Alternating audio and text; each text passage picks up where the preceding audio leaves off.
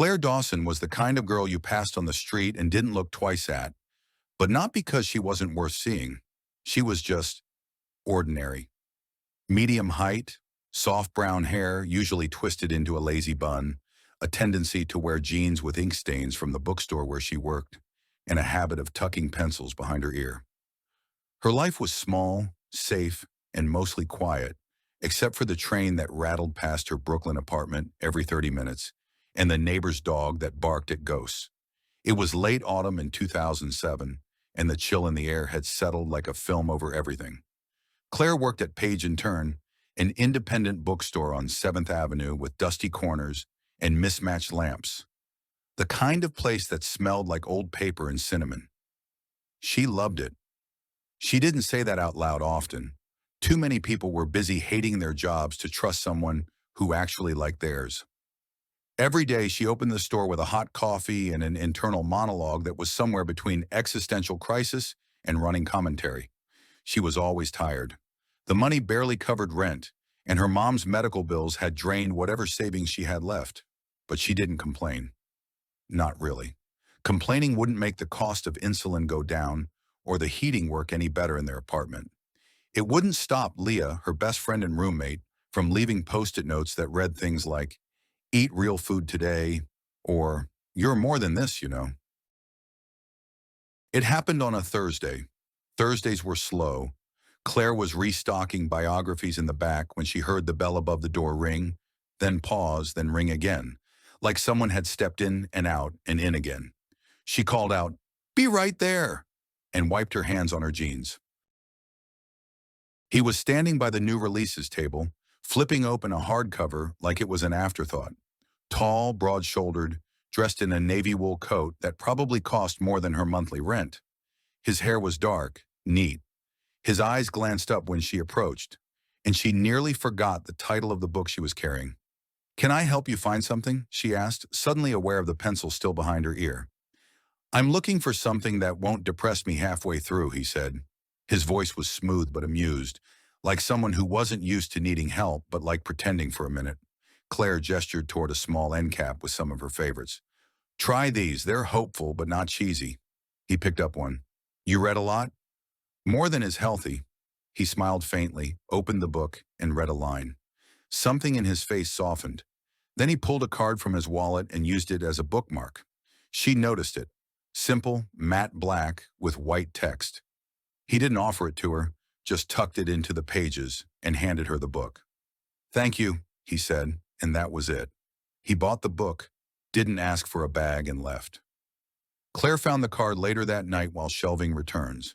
It was still inside the book, peeking out like an accident waiting to happen. She slid it free and read the name. Daniel Royce Ventures Private Equity. Chonk Technology, Sure Development. No phone number, just a web address and an email that looked too simple to be real. She turned the card over, half expecting a secret message. Nothing. Just the weight of it in her hand. Solid. Strange. She showed it to Leah when she got home. Her roommate squinted at the name and pulled out her laptop. "Claire, oh my God." "What? You don't know who this is?" "No?" Leah typed fast. "Claire, he's like rich. Royce Ventures, they bought that music app for like 400 million last year. He's a ghost in the press, no social media, never gives interviews. People barely know what he looks like." Claire stared. "He forgot his card in a book. Or left it. Why would he do that?" Leah grinned. "Maybe you made an impression." Claire snorted. "I'm wearing socks with holes in them." "That's very Cinderella of you." That night, Claire sat in bed with the card on her nightstand. She told herself she'd just sleep. Let it be. But her fingers hovered over her phone, then tapped out a message before she could talk herself out of it. "If you ever want a non-depressing book recommendation, I've got 100 more." The bookstore girl. She stared at it, erased it, rewrote it, then hit send. 5 minutes passed, then 10. And just when she started to feel the hot wave of embarrassment building behind her eyes, her phone buzzed. "I was hoping you'd text. You have good taste in books and decent timing." Claire blinked. Leah, brushing her teeth in the hallway, heard her gasp. "What?" She called through a mouthful of foam. Claire didn't answer. She just stared at the glowing screen in her hands, as if some invisible thread had just tightened around her life, and she hadn't even realized it had been loose until now. Claire told herself she wouldn't reply right away, that waiting would make her seem cooler, more detached, like the kind of woman who accidentally met millionaires and barely blinked. But 5 minutes later, lying under a thin blanket with her heart refusing to slow down, she gave in. Decent timing is the only kind I offer. She winced, corny, but it was out there now, floating in the digital ether between her modest Brooklyn apartment and whatever towering building Daniel Royce called home. His reply came quickly. Is that your bookstore confidence talking? Or just natural charm? She laughed, an actual, honest laugh, then typed, trade secret. You'll have to come back and earn it. She didn't sleep much that night. The next morning, the world hadn't changed. The subway still screeched, the bookstore still smelled like dust and hope, and Mrs. Borden still came in at 10:03 a.m. sharp to complain about the price of hardcovers. But Claire's mind buzzed with every word from their short exchange. Leah noticed, of course. She always did. You're glowing, she said as they split a bagel in the kitchen. Did he write again? Claire shook her head. No, it was just a few texts. Leah raised an eyebrow. Texts are how empires fall these days. Claire tried to shrug it off. It's not a thing. He's someone who forgets things in books. That's it. But it wasn't just that, and she knew it. That Saturday, she was shelving a box of poetry collections when the bell above the door rang. She looked up instinctively, and there he was again. This time, he wasn't wearing the fancy coat, just a charcoal sweater, jeans, and a faint shadow of stubble. Somehow, that made him more intimidating, not less. Like the rich man costume had been removed, and what remained was sharper, more defined. Back for more literary therapy? She asked, pretending her hands weren't trembling slightly. I was told I need to earn my charm points, he said, sliding his hands into his pockets. I came to see if that offer still stands. It did, and it turned into a coffee across the street. Claire didn't understand what was happening, not really. She wasn't the kind of girl who had men like him asking her questions about her childhood or her favorite scent of rain. But Daniel asked, and more than that, he listened. No one had ever made her feel so heard, like her opinions weren't just valid but valuable. So, she asked between sips of her lukewarm latte, what's your deal? He smirked. My deal? You know, why are you alone on a Saturday, talking to a bookstore clerk instead of throwing a party on a rooftop somewhere? He looked out the window, thoughtful. Because bookstores don't lie to you. Everything else usually does. She wasn't sure what to say to that, so she didn't say anything. Just let the silence hang between them until he changed the subject. After that day, they texted often. Short bursts of words that made her laugh at work or distract her on the subway. He never called, never FaceTimed. It was all in writing, like he trusted only the written word. He'd drop in every few days, never on a schedule. Sometimes he'd buy a book he clearly wouldn't read. Sometimes he'd just stand near her while she rang up other customers. Claire never asked what he really did all day. She figured if he wanted her to know, he'd tell her. A week later, he texted, dinner, low-key, no suits, no expectations. Claire nearly dropped her phone. She called Leah immediately. I don't even own a dress that's low-key but still date-appropriate. Leah was already rummaging through the closet. You're in luck. I hoard maybe someday outfits. They settled on a soft navy dress that hugged just enough and a pair of ankle boots Claire forgot she even owned. Her hair curled naturally when she let it dry slowly, so she did. No makeup beyond mascara and lip balm. She didn't want to pretend to be someone else. She just wanted to be seen. Daniel picked her up in a car that wasn't flashy but definitely expensive. He held the door open, complimented her dress in a tone so casual it made her stomach flutter, and told the driver a destination she didn't catch. The restaurant was small, tucked between a laundromat and a flower shop in Soho. It smelled like roasted garlic and pine. Nobody asked for pictures. Nobody stared. They talked and talked about music, about books, about their least favorite holidays. He told her he once got lost in Tokyo without a phone. She told him about the time she drove 8 hours to surprise her mom at a hospital, only to learn she'd been discharged the day before. Daniel's eyes were soft when she said that. You take care of people, even when it's hard. Claire didn't know what to say. Compliments like that didn't land easily in her world.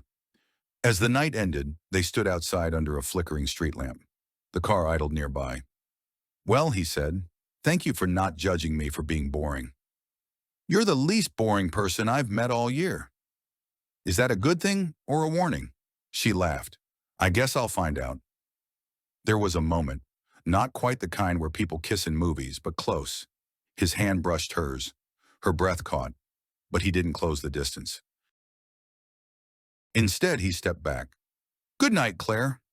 She watched him leave, pulse thudding in her ears. No kiss, no promise. But something about that goodbye felt like the start of everything. Claire stood in front of the mirror, fidgeting with the collar of her shirt for the sixth time. It wasn't a fancy shirt, just soft blue cotton with tiny buttons and a barely there floral pattern near the sleeves. But tonight wasn't exactly a date. At least that's what she kept telling herself. It was just something like a date. Daniel had texted her that morning, Jazz at 11 West. You in? 3 words, no time, no emoji. She replied with one, yes. Now it was 6:42 p.m., and Claire had tried on 5 different outfits before circling back to the first. Leah sat on the edge of her bed, eating dry cereal out of a coffee mug and watching her spin. You realize you're freaking out, right? I'm not freaking out. You've changed your earrings 3 times. Claire looked down at her hands. He's not like other guys. That's true. Other guys don't drive Teslas and read Virginia Woolf. Claire shot her a look. I don't care about the car. Leah gave a knowing smirk. I know. That's why this might actually matter. At 7:15, the car pulled up. Same quiet driver, same dark windows. This time, Daniel stepped out to meet her at the door.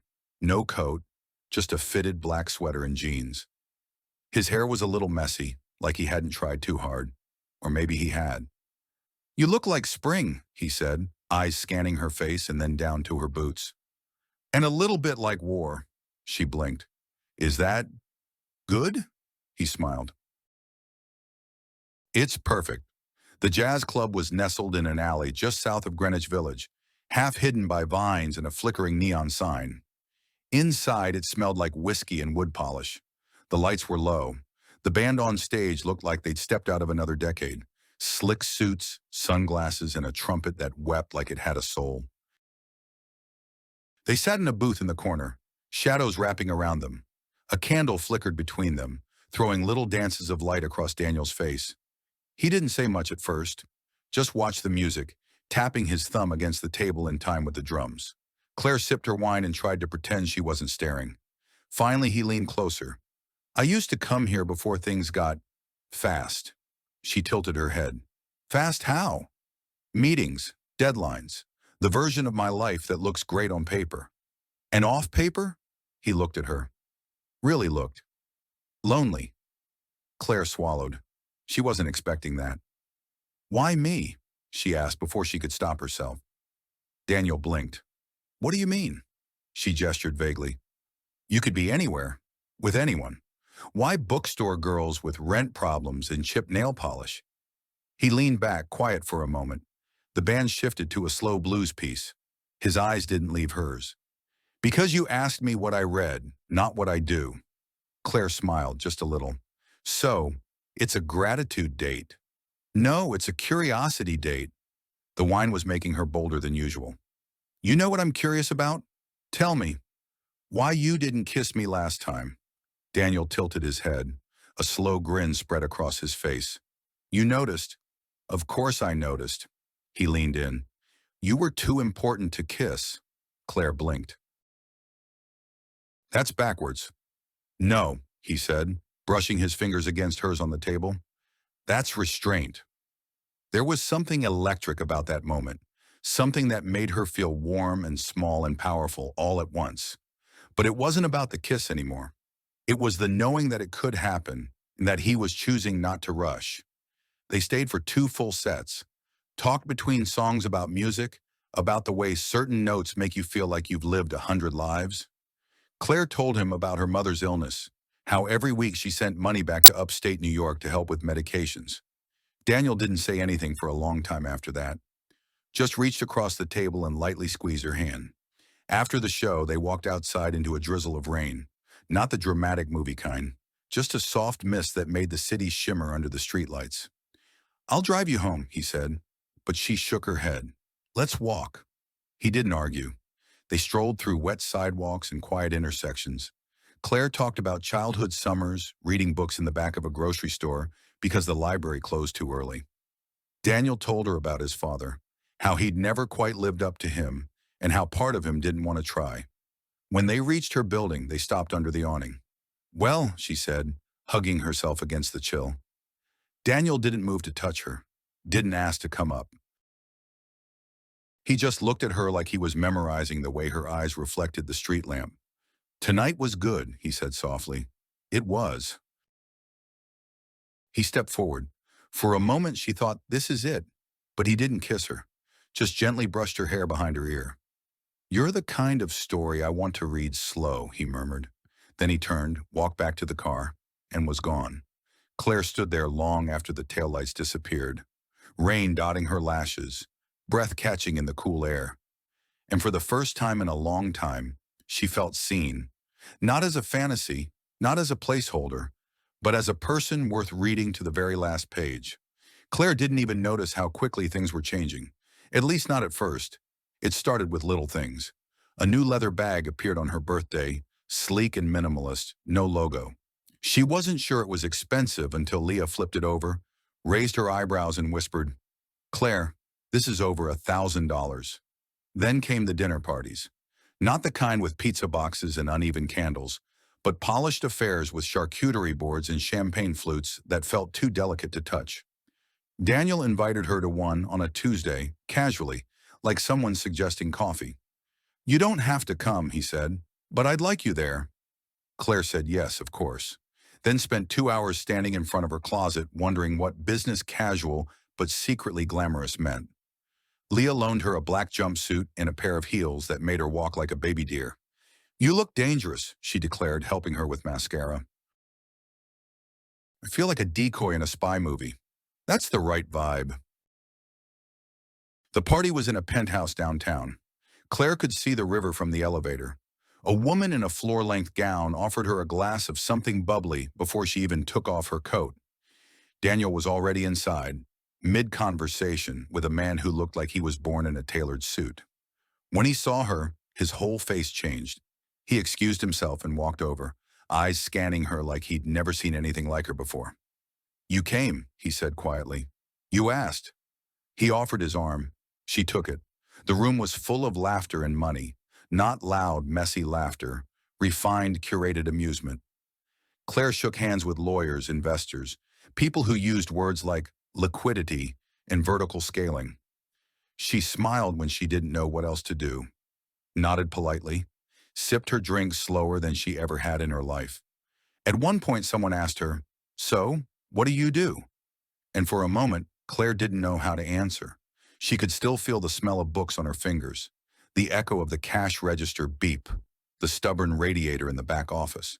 But in this moment, in this silk-wrapped room, that life felt impossibly far away. "I work in a bookstore," she said finally. The woman tilted her head. "That's adorable." Claire wasn't sure if it was a compliment, but before she could overthink it, Daniel appeared at her side, placing a light hand on her back.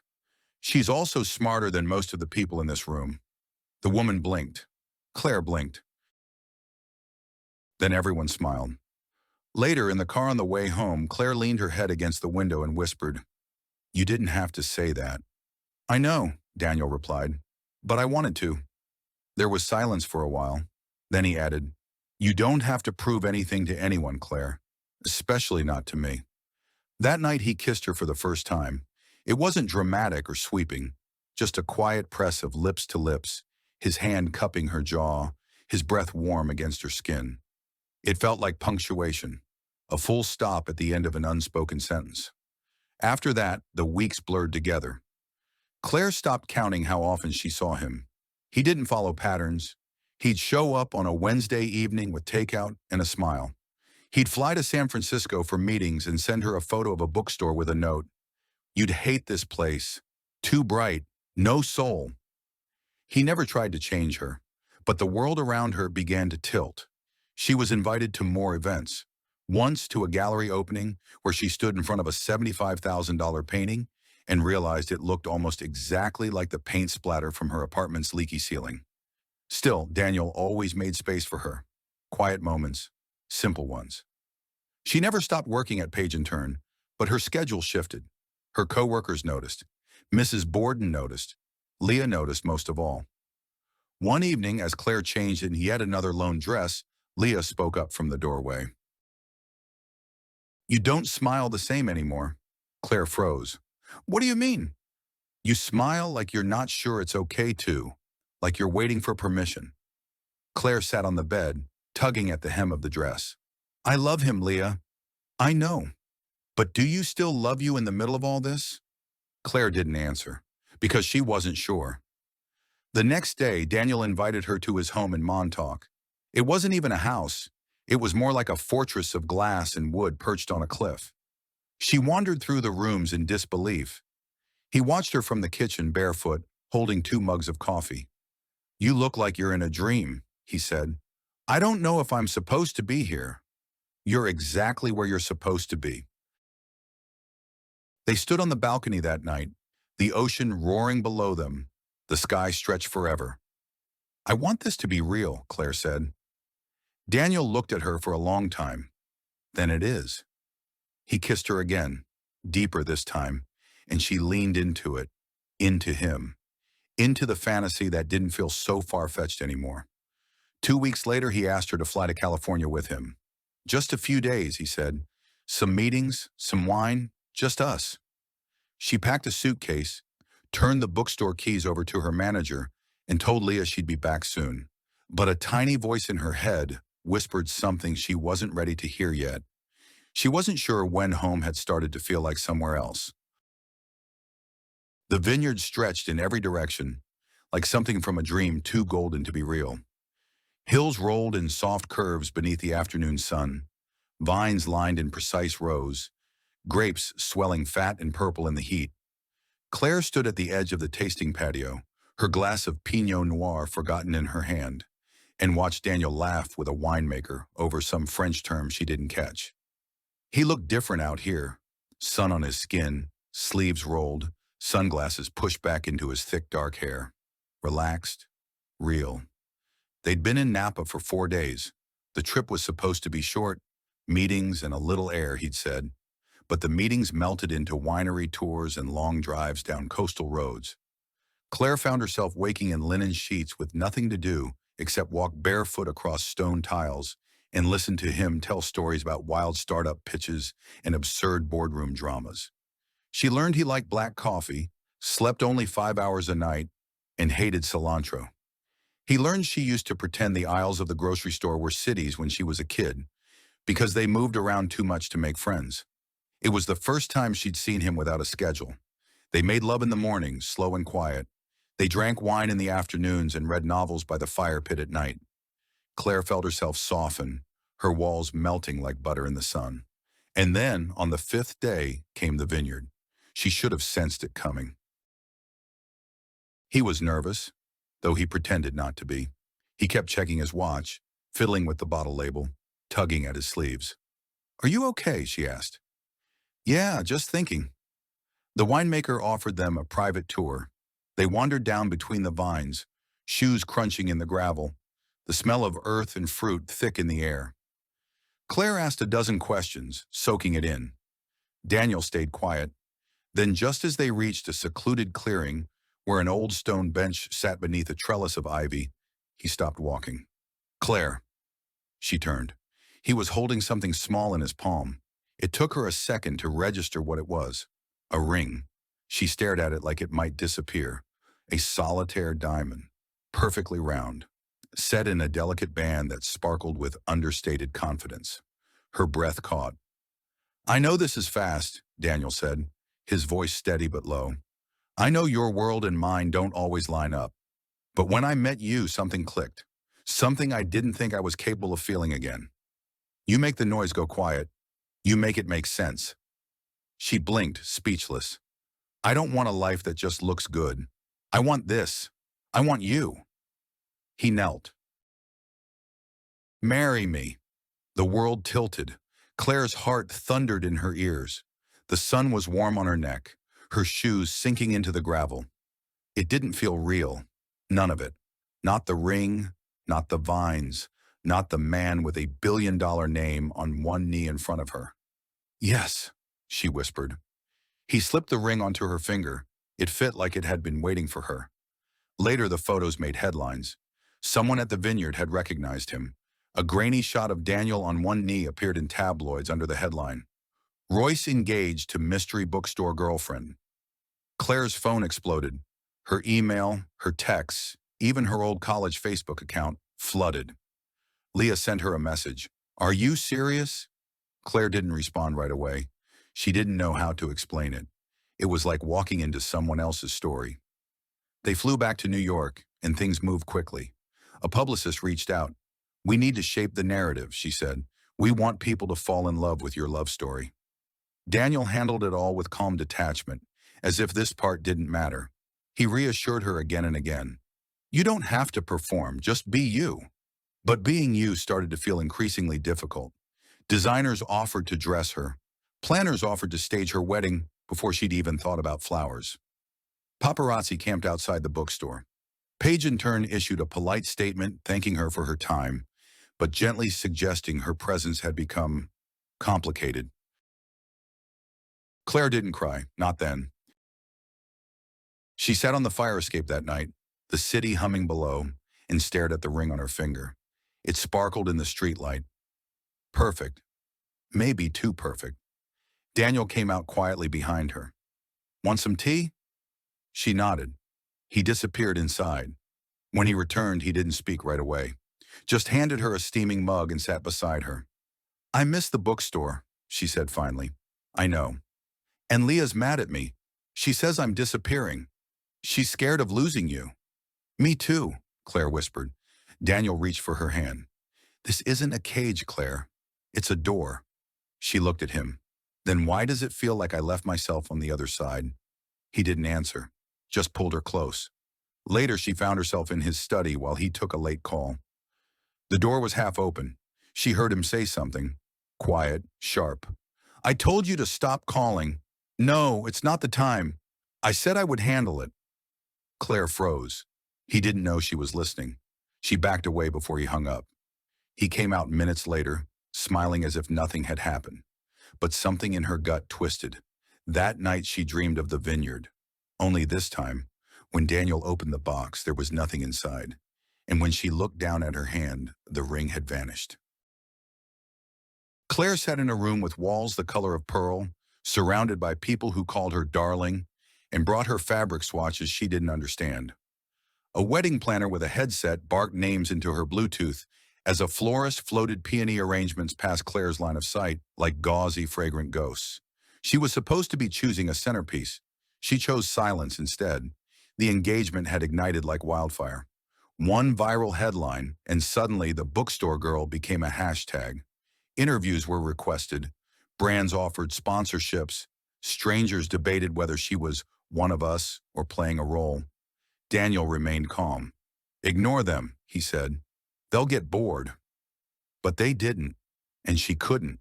People kept asking her if she was excited, if she dreamed about her wedding day, what her dress would look like. And Claire kept smiling like someone holding a gift too beautiful to admit they didn't ask for. The dress came from Paris, handmade lace, hand-stitched pearls. Claire stood on a pedestal as three women bustled around her, pinning, measuring, smoothing. She stared at her reflection, unmoving. She looked like a bride, a storybook bride. But something in her expression felt edited, filtered, almost like a wax figure version of herself. That night back in their apartment, Claire undid the dress alone. Daniel was at a dinner, something business, something urgent. She laid the gown across the bed like a question she couldn't answer. Leah called while she was brushing her teeth. I saw the cover, she said. You and Daniel. You look like royalty. Claire didn't reply. You okay? Yeah. A pause. No, you're not, Leah said softly. Claire, do you even want this anymore? Claire sank to the floor, toothbrush still in hand. I don't know, she whispered. There was a long silence on the other end. Then, you don't have to prove anything, you know. Not to me. Not to anyone. Claire didn't cry, but the mirror fogged from her breath, and she stared at her own blurred reflection until her eyes stung. The days blurred together, menus, monograms, fittings. At the cake tasting, Claire stared at a forkful of lemon chiffon and wondered when she'd last read a book cover to cover. Daniel noticed her mood. One night, he sat beside her on the couch and handed her a small velvet box. Inside was a necklace, simple silver, with a tiny book charm on the chain.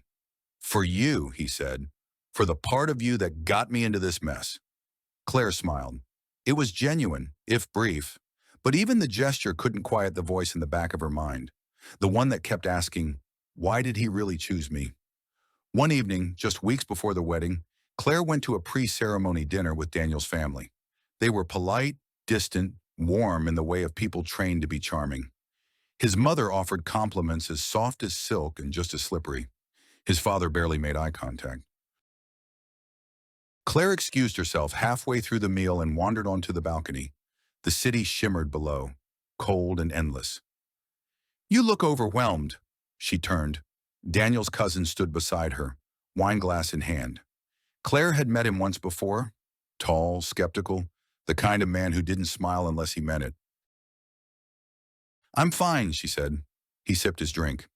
You know, the first time he proposed, we were all shocked too. Claire turned sharply.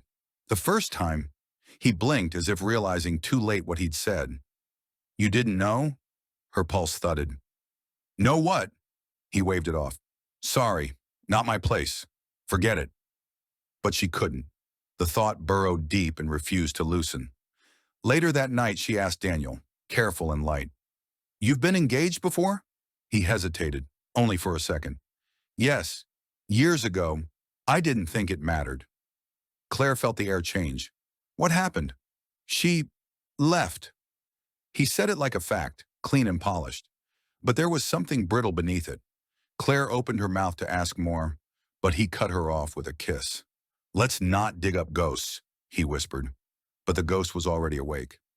A week later, Claire was finalizing seating charts with the planner when she noticed Daniel on the phone again. His voice was low, clipped.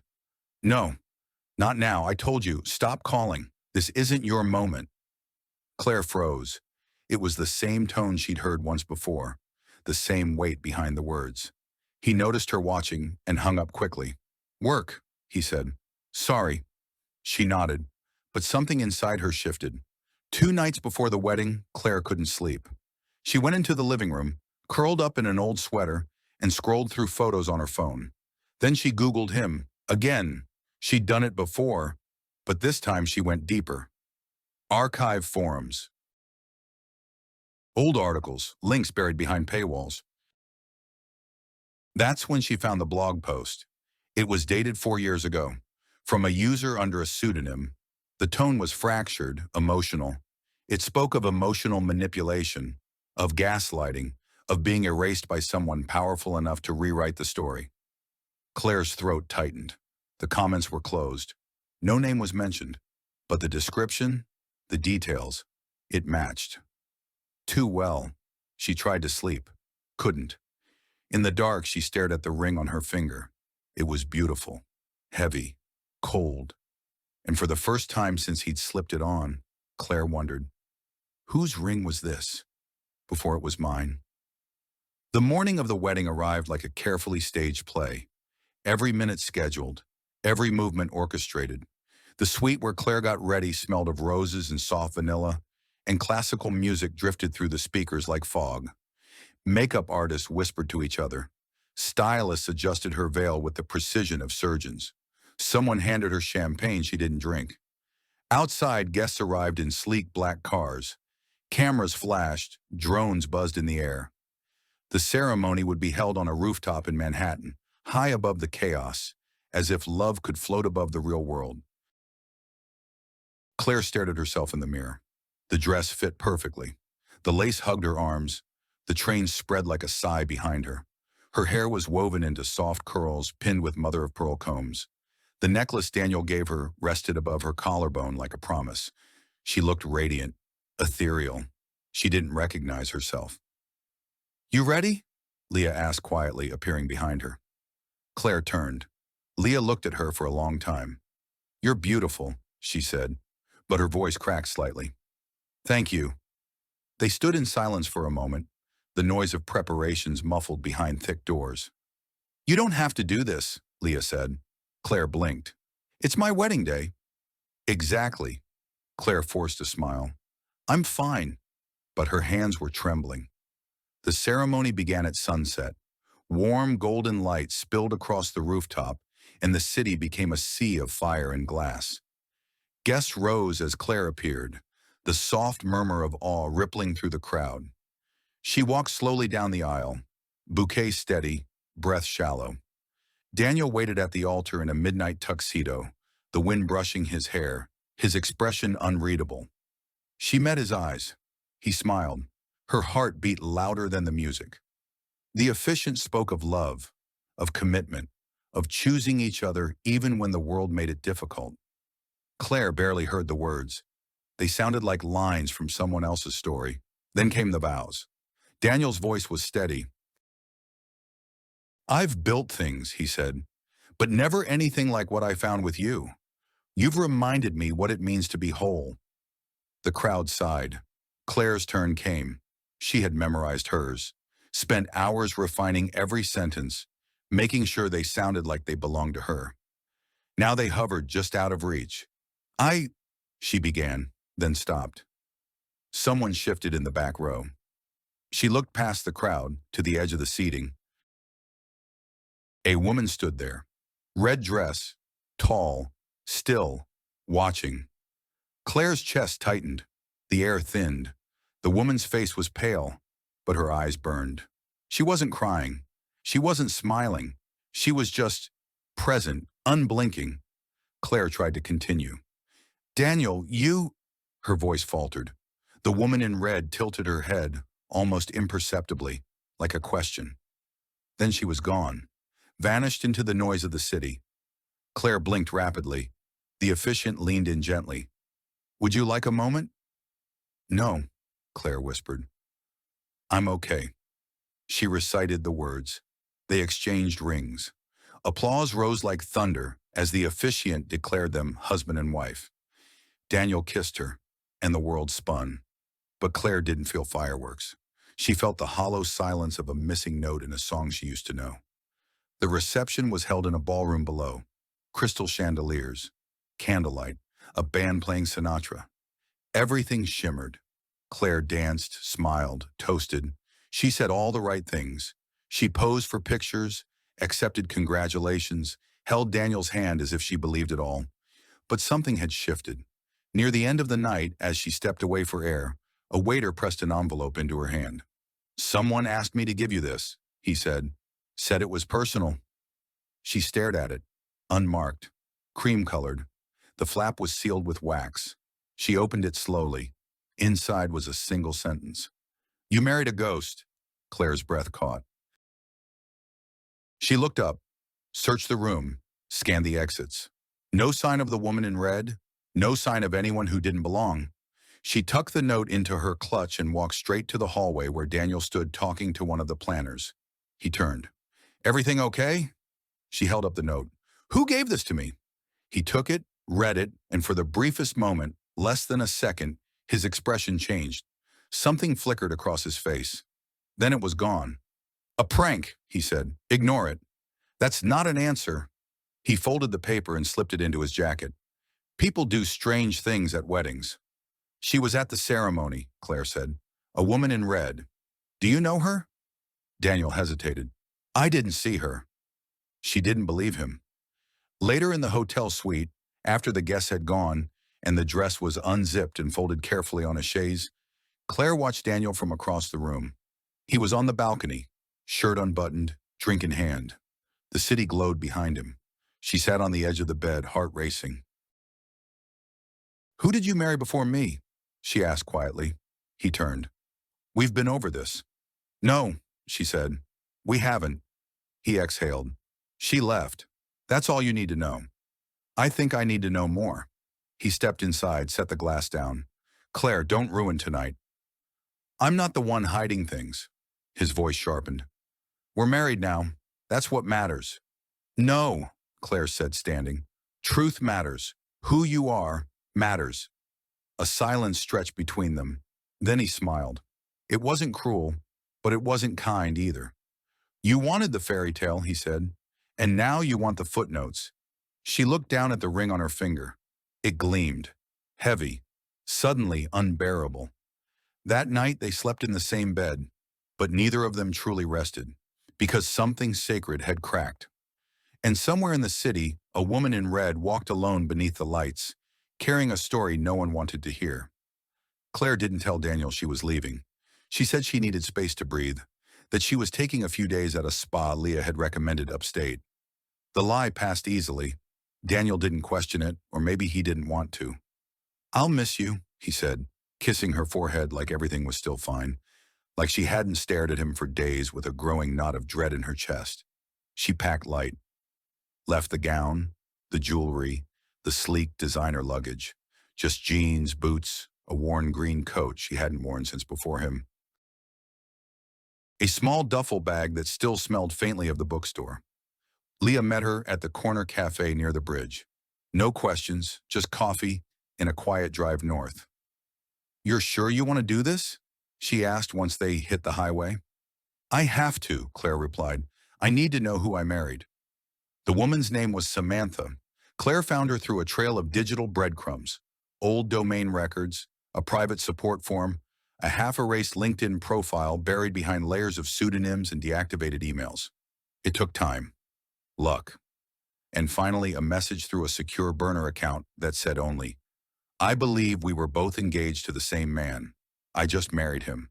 Please, if there's anything you can tell me, I'm listening." She didn't expect a response, but she got one. A single line. "Meet me, one time, then you decide." They met in a coffee shop 3 towns away from the retreat Claire wasn't actually staying at, a place with wobbly chairs and faded posters in the window. Samantha sat near the back, wrapped in a beige scarf, sunglasses still on despite the overcast day. Claire recognized her immediately, not from photos, there were none online, but from the way she carried herself. Graceful, composed, like someone who had once stood at the center of a storm and refused to collapse. "You look tired," Samantha said softly, removing her sunglasses. "I feel worse." They sat. Neither touched their drinks. "Thank you for meeting me," Claire said. "I almost didn't," Samantha admitted, "but I remember what it feels like. The confusion, the glitter wrapped around something hollow." Claire swallowed. "I need to know what happened." Samantha nodded slowly. "He was perfect at first, like a film, charismatic, thoughtful, unpredictably romantic. Then it changed." "How?" Samantha looked away. "He started testing boundaries, quietly, emotionally. He'd disappear for days, then come back with flowers. He made me feel guilty for asking questions. Said I didn't trust him enough." Claire's chest tightened. "He told me his ex was obsessed, that she tried to ruin him. But it wasn't true. He made her up. Or rather, he twisted her into a cautionary tale. To keep me quiet. To keep me obedient." Claire's throat felt tight. "Did he hurt you?" "Not with fists," Samantha said. "But yes." The room felt colder. "I tried to leave," Samantha continued. "He told me no one would believe me, that his lawyers would erase every word I said. So I disappeared. I walked away from my life, changed my name. He never came looking, not publicly, but I still get calls from unknown numbers, emails that vanish before I can read them. He doesn't forget." Claire stared down at her hands. The ring on her finger caught the light. She slipped it off slowly. "Was this yours?" Samantha looked at it, then nodded once. "I thought I was imagining things," Claire whispered. "You weren't." Silence settled between them. "What should I do?" Claire asked. Samantha leaned in. "You already know the answer." Claire exhaled. "I think I do." They left the cafe together. Samantha didn't hug her goodbye, but she did turn just before disappearing into the rain. "You're not weak, Claire. Don't let him rewrite your ending." Back in the car, Claire stared at the steering wheel for a long time. She had been afraid of being dramatic, of overreacting. But this wasn't fear anymore. It was clarity, cold and sharp and undeniable. She called Leah. "I need your help." "What do you need?" "A plan." They spent the next 3 days building it, quietly, carefully.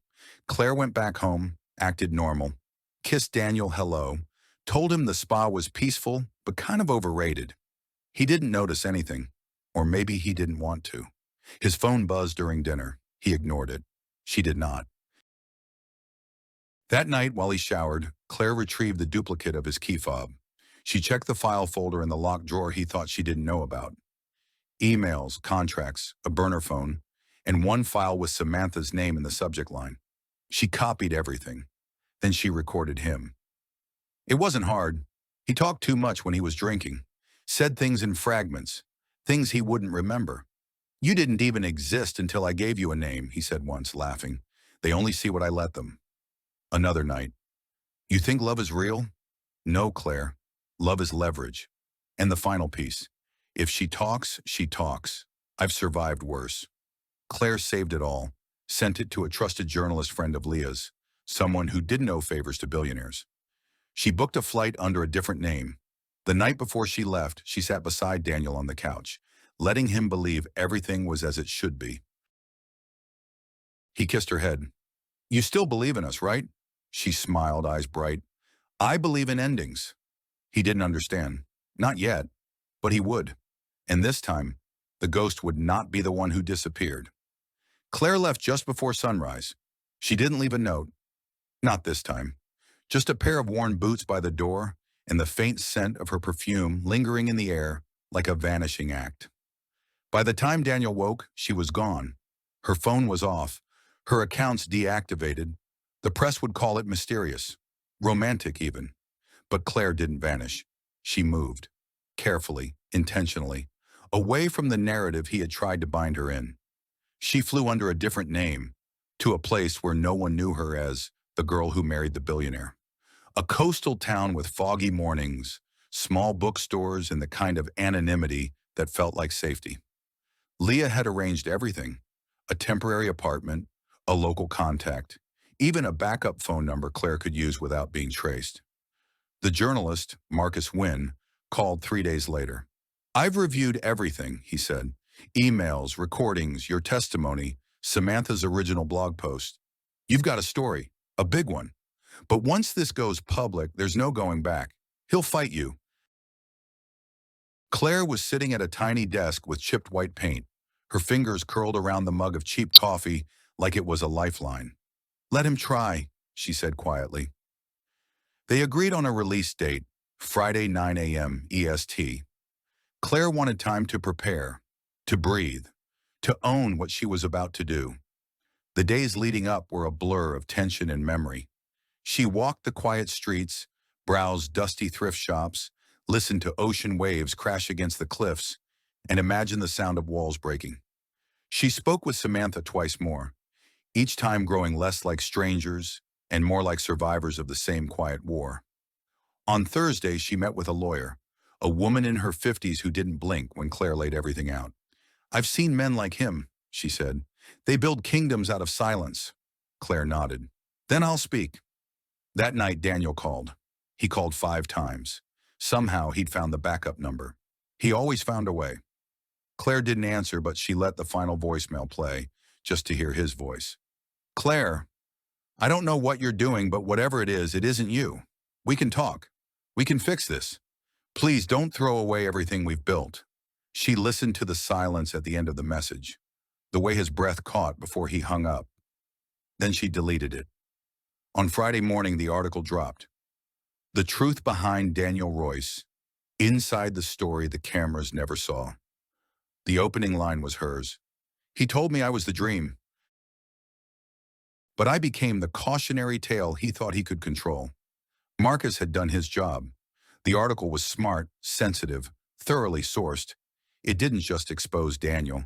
It revealed the architecture of his charm, how he seduced not just individuals, but whole rooms, how his previous partners had either vanished or been discredited, how his image was curated down to the cufflink. By noon, it was trending globally. Claire stayed inside, didn't check her phone, didn't read the comments. Leah called once. She cried. "I'm proud of you," she said, "no matter what happens next." By evening, a legal threat arrived. Predictably, a cease and desist. The tone was cold, impersonal. Claire sent it directly to her lawyer. And then, something she didn't expect. At midnight, a knock at the door. Not the police, not the press. Daniel. He stood in the rain, no umbrella, wearing a coat that had once made her heart race. She didn't open the door, but she didn't turn off the porch light either. "Claire," he said, voice low. "I read it." She said nothing. He shifted, water dripping from his sleeves. "You could have just asked me." She spoke through the wood. "I did. You lied," he sighed. "I didn't hurt you. She opened the door then, just a crack, enough for him to see her face, enough for him to see that she wasn't afraid. "Not all bruises show," she said. His eyes narrowed. "You think anyone will care a week from now? You think truth matters?" "I think power does," Claire said, "and I've finally taken mine back." He stepped forward. She didn't flinch. "Don't forget," he murmured. "You said yes." Claire held up her hand. The engagement ring, his ring, rested in her palm. But it wasn't the one he had given her. It was the original, Samantha's. His face changed, paled. "You stole that?" "No," Claire said. "I reclaimed it, and now the world knows it never belonged to me." She dropped it into his hand. A siren wailed in the distance. Daniel turned, just slightly. Lights appeared down the street. Claire smiled just once. "You built your kingdom out of ghosts," she whispered, "but now we're all awake." The police car pulled into view. Daniel took a step back. The officers emerged, calm but direct. "Daniel Royce?" He looked at Claire one last time. There was no softness left in his face, only disbelief, and then they cuffed him. As the car drove away, Claire closed the door. Behind her, the apartment was quiet, safe. She stood in the silence, barefoot, rain still tapping at the window, and for the first time in a very long time, she was not afraid of what would come next. The trial lasted 6 months. It unfolded in waves. Courtroom sketches on TV, whispers in cafe lines, op-eds debating what Claire had really known. Daniel was charged with multiple counts: fraud, coercive control, obstruction. His empire, once untouchable, cracked. Investors pulled out. Business partners vanished. The carefully polished image that had dazzled the world dissolved beneath the weight of testimony and truth. Claire spoke on the 4th day. She wore no makeup, no jewelry, just a navy blue blouse and black pants that reminded her of the girl who once shelved books for $12 an hour. When she stood before the court, she wasn't the woman from the glossy photos. She was something else entirely. Stronger, quieter, clearer. "He didn't take my voice," she said. "He convinced me I didn't need one." The room fell silent. When Samantha took the stand, there were tears in the gallery. Her story echoed Claire's, but with sharper edges, bruises invisible to cameras, nights spent apologizing for things she hadn't done. The jury listened. The press printed every word. The stories, once scattered and ignored, came together like puzzle pieces forming a terrible whole. Claire never saw Daniel's eyes again. Not once. He never looked at her. Not during the verdict. Not during sentencing. Not even when they led him away in cuffs a second time. This time for real. He was sentenced to 14 years. Not just for what he did to her, but for what he had done, quietly to others. A man who built his life on illusions, finally exposed for what he was. The world moved on quickly, as it always does. But Claire didn't. She rebuilt. Not the same life. Something new. Something real. She moved upstate near the water. Opened a bookstore cafe in a quiet town where people knew her first by her coffee order, not her face. She called it Page and Flame, a nod to her past and to what she'd walked through to get here. Leah came often. Sometimes they'd sit on the back patio drinking wine and laughing about how it all began, with a forgotten business card and a borrowed dress. Other times they didn't laugh at all, and that was okay too. Claire still had the ring, not his ring, not the one he gave her at the vineyard. That one she sold and donated the proceeds to a shelter for women like her, women who needed a second beginning. The ring she kept was Samantha's, the wrong ring, the one that should have been a warning, the one that whispered, "This isn't yours. This was never meant for you." She kept it in a small velvet box at the back of a drawer, not as a memory, but as proof of how close she came to losing herself and how far she'd gone to find her way back. One afternoon, a girl walked into the shop, young, maybe 20, hair dyed green at the ends. She asked Claire for a book recommendation. "Something strong," she said, "but not too sad." Claire smiled. "I know just the thing." She handed her a copy of a novel she'd read a dozen times. One where the heroine doesn't marry the prince, one where she saves herself. The girl looked at the cover and grinned. "Thanks." When the bell above the door rang again, Claire looked up at the empty doorway. The sunlight hit the shelves just right, and in that moment she knew. The story wasn't about the ring. It never had been. It was about the woman who wore it, and the woman who chose to take it off.